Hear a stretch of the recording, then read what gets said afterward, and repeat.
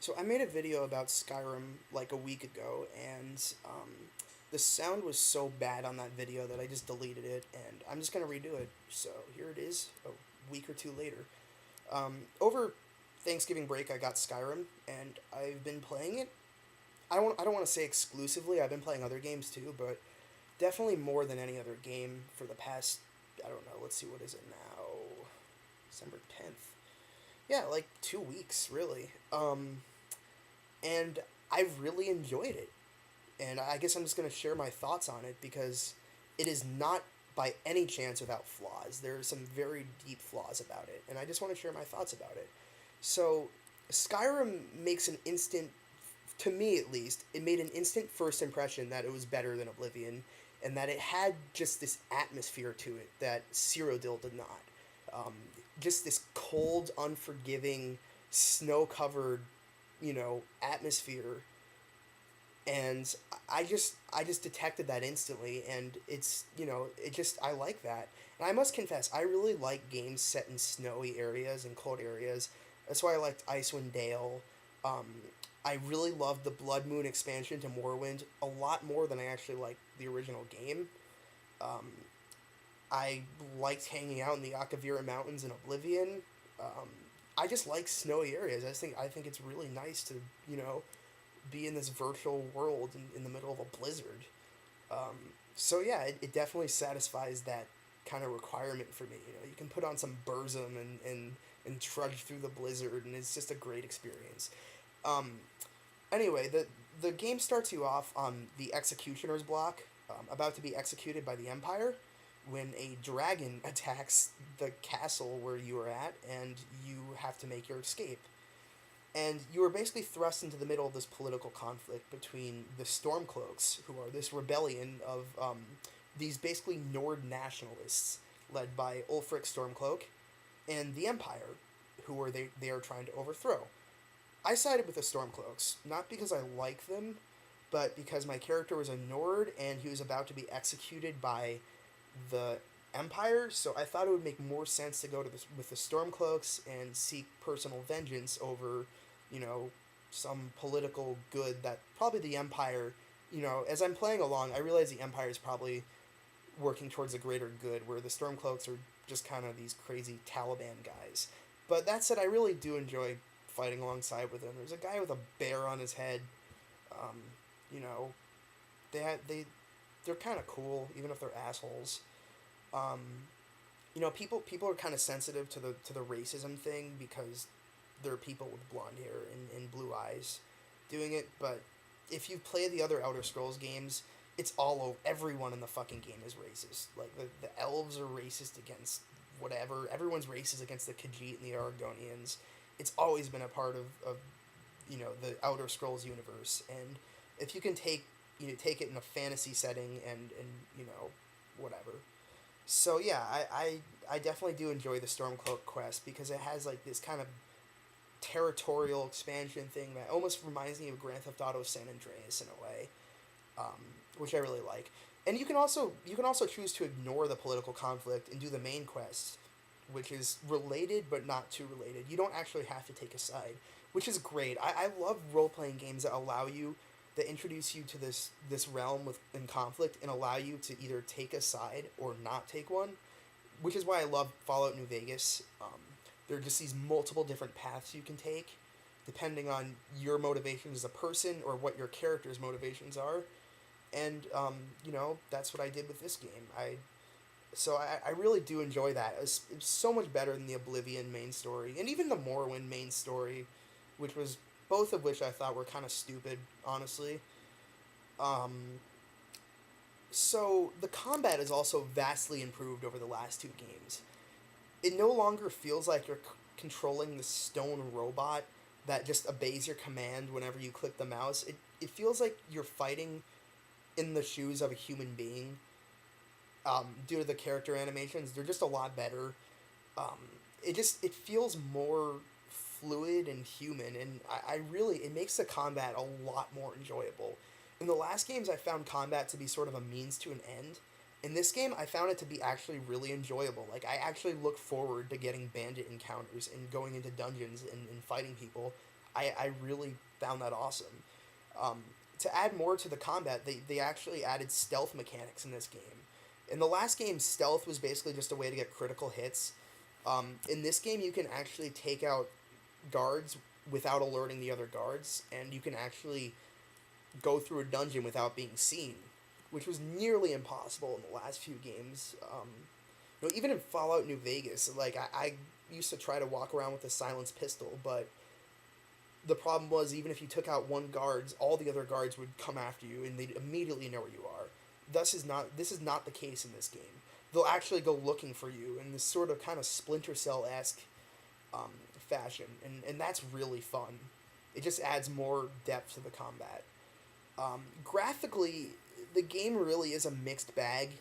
Um, the character models look a lot better, and the interior models look really good, as do the items, like the swords and just the item 3D models for the items look really great. Environment wise, it can get really ugly, and I mean really butt ugly. If you are on a high place and you look out onto the horizon, it looks like GoldenEye, like from N64. Like, it looks fucking terrible. And there's really no excuse for this. This is 2011. We've had games like Crysis and Just Cause 2, which have really pushed the boundaries of open world graphics, where you can look out onto like a distant horizon and just see this really almost photographic rendition of it. And in this game, it just looks awful when you look out, and it's really annoying because the graphics close up look all right, so it looks like a good game at times, but then when you look out and observe the scenery, it looks fucking terrible. And I'm running the game on very high settings on my PC. I assume that's what the Xbox 360 version looks like. I'm not entirely sure. I'm reviewing the PC version. Um, the interface. Oh boy, I have to talk about this now. The interface is just a clusterfuck. Like, there is no excuse for how fucking bad it is for PC. It was obviously designed for consoles, which is fine, except they made absolutely no attempt to accommodate PC users. You open the inventory and your magic and your map by pressing tab, and then you navigate it with the movement keys. And if that's not bad enough, there's a slight delay for when you press the movement key for when it highlights the cursor. Like, you see it kind of sliding down. And this just makes it extremely tedious and extremely slow when it doesn't have to be. It really feels like playing the first Baldur's Gate again, where you have this giant menu and your mouse lags like a motherfucker, and it's completely unnecessarily tedious. There's no hotkeys either. You press Q and you navigate this laundry list of items that you favorited. They're not organized in any way. It's organized alphabetically, which is just really fucking retarded. There's no excuse for this bullshit. That said, I am getting used to the interface. It doesn't bother me as much anymore as it used to, but it's just laziness. They could have easily designed an interface for the PC. And on top of the bad inventory and menu interface, the game screen only shows you the crosshair and a compass. And then it'll show you your health if you get attacked. But there's no way to drag things out onto the interface like you could in Morrowind. There's no mini-map. The maps are all black and white, and if you're on a multi-level dungeon, there's no distinction between the levels. So the local maps are just awful. Like I said, there's really little excuse for this stuff. They've had 5 years to develop this game, and they didn't bother to make a decent PC interface. So, with that said, the quests are also a bit repetitive. The side quests, I mean. You're basically usually just told to go fetch something or go kill some bandits, and you go do that, and they pay you. That said, I really found myself enjoying them in all the repetitiveness. I've been playing it for 2 weeks, and I have not actually grown tired of going through dungeons and killing bandits. The game just makes it really, really fun for some reason. It's really fun to train your skills and to select. Oh yeah, the the skill progression is very different too. You don't select a class at the beginning of the game. There's you basically develop your character as you go on by leveling up your skills and then adding perks every time you gain a level. Like, one-handed will do more damage if you select a perk or something like that. And honestly, I kind of like that. Like, it adds, it means I can do more builds. Like, if I want to go back and replay the game, I can make my own build as I go on. I think that's really cool. I honestly didn't miss any of the things they took out, character progression wise. In Oblivion, it really just kind of felt useless. Um, Not as much in Morrowind, but you know, I felt the system was a lot better than Oblivion at least. Despite the bad interface, the repetitive quests, the lackluster graphics, and the sometimes, questionable character progression system, I really found myself enjoying this game in many, like, I, I've been playing it for the past 2 weeks, and I have not grown tired of it. And, like, all the things I mentioned, while they definitely could have been improved, they don't ruin the experience for me at all. The only comparison I can make, and this sounds really weird, but let me explain it. Diablo 2 had many design flaws. It was very frustrating in many ways. Yet it was also just extremely fun, and it just never got old. You wanted to develop your character in different ways. You wanted to kill, thousands and thousands and thousands of enemies in repetitive dungeons. It was just fun. And I really wish I could give a better explanation for this. It sounds like a cop-out, but Skyrim provides that same charm that Diablo 2 had in its own way. And, it does at times get really immersive when you're just trudging through a blizzard and you run through a swamp, and the music is amazing as always. Um, and, you're talking to people in towns and learning about the politics. It has that Elder Scrolls immersion to it. So, more so than Oblivion, not quite as much as Morrowind, but it has that quality to it.